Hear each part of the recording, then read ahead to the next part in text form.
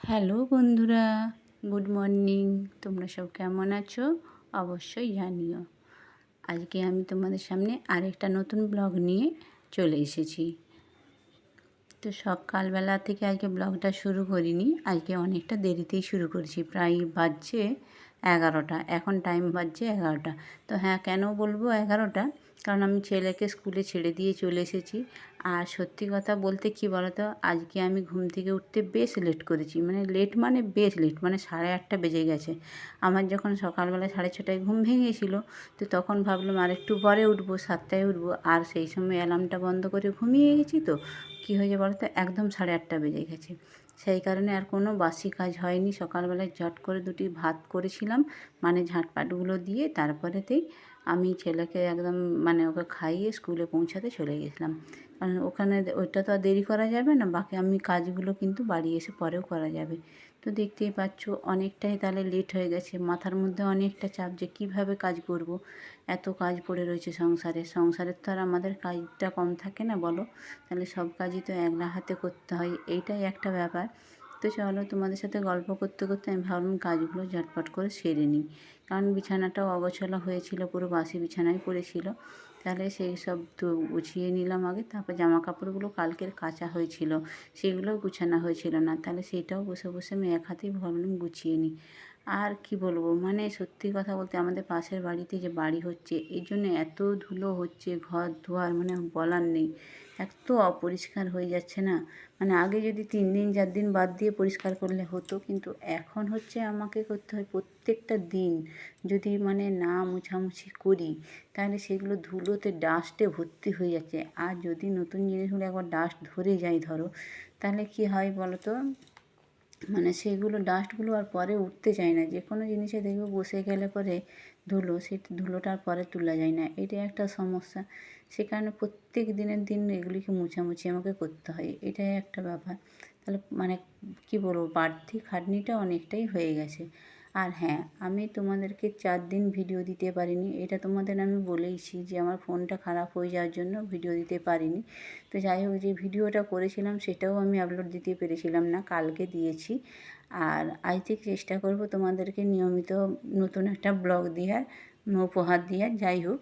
আর আমি তোমাদেরকে অনেকটা মিস করেছি সত্যি কথা বলতে। এখন একটা এই পরিবারের সাথে যুক্ত হয়ে এমনই হয়ে গেছি না, মানে এখন যেন তোমাদের সাথে সারাদিনে একটাবার না কথা বললে না খুব মিস করি তোমাদেরকে, এটাই হচ্ছে ব্যাপার। তো চলো, তোমাদের সাথে গল্প করতে করতে দেখতেই পাচ্ছ আমি ঝটপট করে সব মানে জিনিসগুলো মোছামুছি করে নিচ্ছি। কারণ জানলা দরজা থেকে শুরু করে সব কিছুতেই প্রচণ্ডভাবে এখন ধুলো বসে।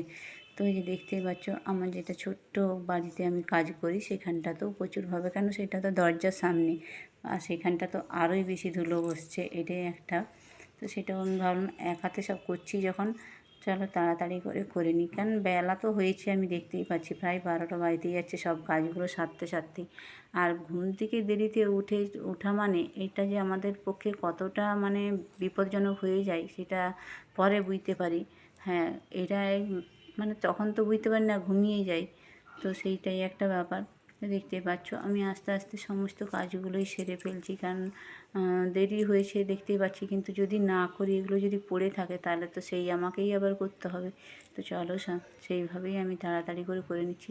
ছেলেকে স্কুলে ভাত, মানে ও কী খেয়ে ভাত দিয়ে গেছে বলো তো, ভাত আর চপ দিয়ে খেয়ে চলে গেছে, ঘি একটুখানি নিয়ে ফ্যান ভাত খেয়ে চলে গেছে। আর টিফিনের জন্য একটু পাস্তা বানিয়ে দিচ্ছি, বাস এই দিয়ে তাড়াতাড়ি করে ওকে ছেড়ে দিয়ে এসেছি। তারপর আজকে আমার স্নান টান কিচ্ছু হয়নি, একদম কোনো কাজ হয়নি, সত্যি কথা বলতে কোনো কিচ্ছু হয়নি। রান্নাও কি করব বলতে, চলো সব কিছুই আমি তোমাদের সাথে শেয়ার করব। তার আগে ভাবলাম ঘরগুলো পরিষ্কার করে নিই, কারণ ঘরগুলো না পরিষ্কার করলে দেখতে পাচ্ছ এত ডাস্ট বসে গেছে না, ধুলো। সে ঘর প্রত্যেক দিন মানে দুবেলা মুছলে পরে পরিষ্কার থাকে, এরকম একটা ব্যাপার। পায়ের তলগুলো পুরো কালো কালো হয়ে যাচ্ছে, মানে ধুলোর চোটে।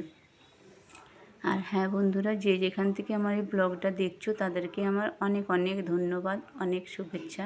যাই হোক, প্রত্যেকেই ভালো থেকো। মানে এই দুদিন একটু গরমটা কমেছে, তার জন্য সত্যি কথা বলতে সবারই স্বস্তি হয়েছে। যাই হোক, যে আর যেখানে বৃষ্টি হয়েছে, মানে তারা তো পেয়েছই। আমার এক বন্ধুতে বৃষ্টি দেখাচ্ছিল, তো আমি বললাম তুমি একলাই ঠান্ডাটা নিও না, আমাদেরও একটু দিও। ও সে বলেছে দিদিভাই দিতে পারলো দিতাম। যাই হোক, খুব ভালো লাগলো, সবার সাথে এরকম টুকটাক কথা হয়, মানে ডাইরেক্ট তো হয় না, এটা সত্যি কথাই।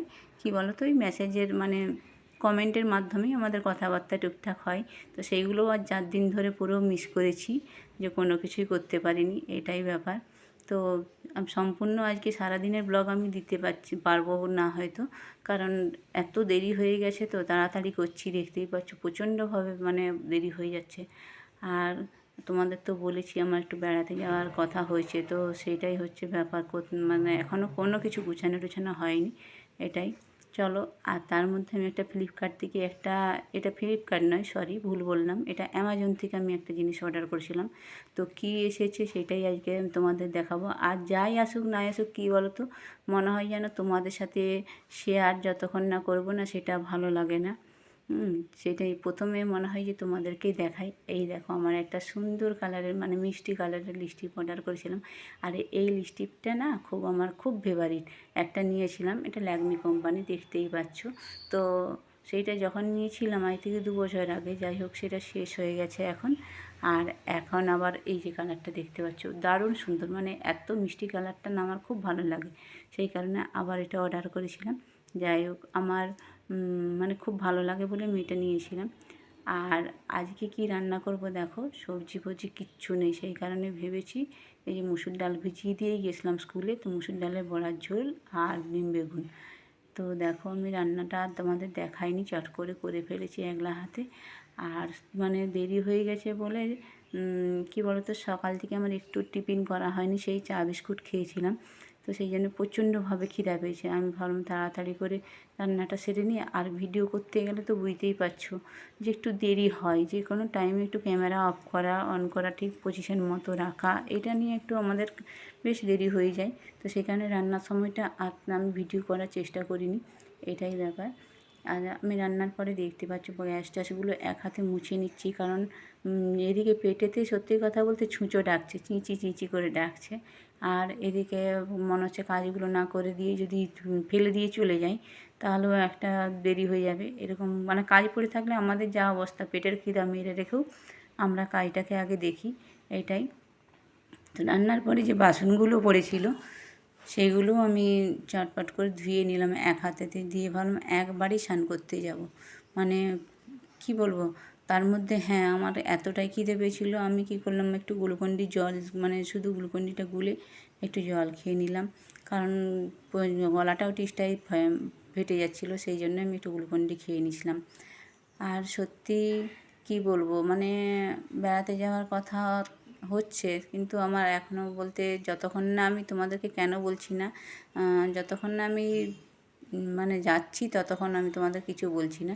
তো চলো, সমস্ত কাজ সারার পরে একটু নিজেরও তো খেয়াল রাখা দরকার, এটাই ব্যাপার। তো আমি ওই যে মুসুর ডালটা বেটেছিলাম না, তার মধ্যেই একটুখানি হলুদ আর মধু দিয়ে ভালো করে পেস্ট করে মুখটাই ভাবলাম একটু লাগিয়ে নিই, কারণ মানে এতটাই একটা মুখের মধ্যে কালো ভাব চলে আসছে, কী কারণে জানি না, যাই হোক। তো সেই জন্যে আমি ভাবলাম এটা একটু লাগিয়ে নিই, আর যেদিনে আমি ওটা করি সেই দিনকেই আমি ওটা লাগিয়ে নিই। তো দেখতে পাচ্ছি আমি স্নান টান করে চলে এসেছি, মুখটা মোটামুটি অনেকটাই ফ্রেশ লাগছে। তো চলো, আজকের ব্লগটা আমার এখানেই শেষ করছি, কারণ যে যেখান থেকে দেখছো তাদেরকে অনেক ধন্যবাদ, আগেই বলেছি, আবারও বলছি যে যারা দেখছো লাইক করো, কমেন্ট করো, আর প্লিজ শেয়ার করো। আর নতুনদের বলছি সাবস্ক্রাইব করতে ভুলো না। আমি খেয়ে নিই, আজকের মতো টাটা।